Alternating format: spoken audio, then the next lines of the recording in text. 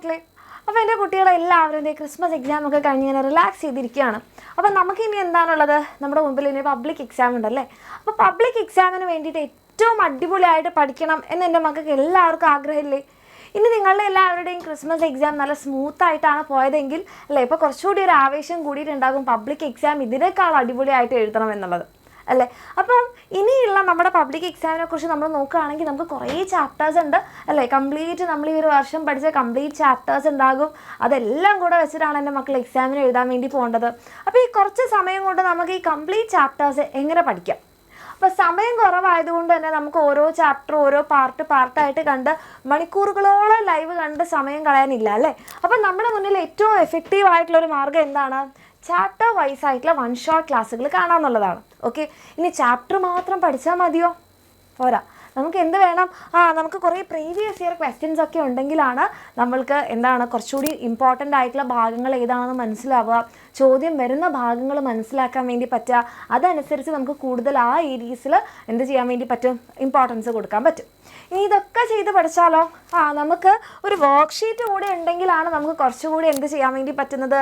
നമ്മൾ ആ ചാപ്റ്റർ നമുക്ക് കുറച്ചുകൂടി മനസ്സിലാക്കാൻ പറ്റുക.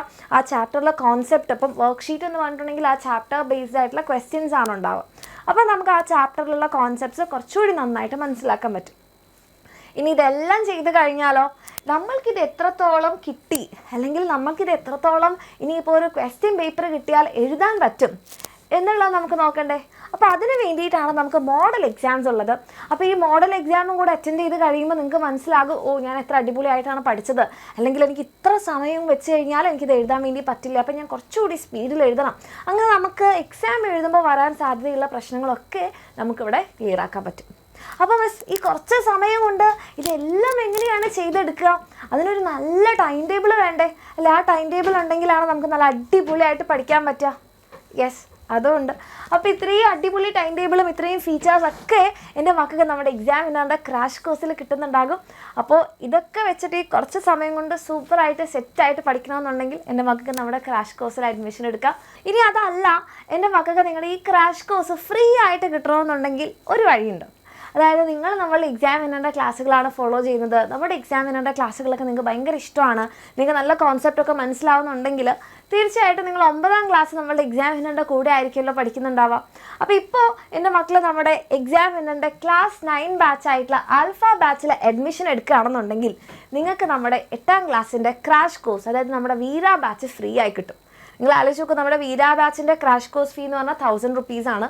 ഓക്കെ, അപ്പോൾ നിങ്ങളിപ്പോൾ ക്രാഷ് കോഴ്സിൽ ജോയിൻ ചെയ്തു 9ാം ക്ലാസ്സിൽ എത്തുമ്പോൾ വീണ്ടും ആൽഫ ബാച്ചിൽ അഡ്മിഷൻ എടുക്കുമ്പോഴെന്താണ് അവിടെ ഒരു 1000, ഇവിടെ ഒരു 4000, അപ്പോൾ 5000 ആയി. അപ്പോൾ ഇപ്പോൾ എൻ്റെ മക്കൾ നേരത്തെ തന്നെ ആൽഫ ബാച്ചിൽ അഡ്മിഷൻ എടുത്താൽ 4000 റുപ്പീസിന് ആൽഫ ബാച്ചും കിട്ടും, വീര ബാച്ചും കിട്ടും. അപ്പോൾ നമുക്കവിടെ 1000 റുപ്പീസ് ലാഭമല്ലേ? അപ്പോൾ എൻ്റെ മക്കൾക്ക് അങ്ങനെ ഒരു ചോയ്സ് കൂടി ഉണ്ട്. ഒന്നെങ്കിൽ നമ്മുടെ ആൽഫ ബാച്ചിൽ അഡ്മിഷൻ എടുത്തിട്ട് 8ാം ക്ലാസ്സും 9ാം ക്ലാസ്സും ഫുൾ സെറ്റാക്കാം, ക്രാഷ് കോഴ്സും കിട്ടും, 9ാം ക്ലാസ്സും കിട്ടും. അതല്ലാന്നുണ്ടെങ്കിൽ ഇപ്പം 8ാം ക്ലാസ് കഴിയട്ടെ, അങ്ങനെയാണെന്നുണ്ടെങ്കിൽ നമ്മുടെ ക്രാഷ് കോഴ്സിൽ ജോയിൻ ചെയ്യാം. എന്തായാലും എൻ്റെ കുട്ടികൾ അടിപൊളിയായിട്ട് പഠിക്കുക. All the best.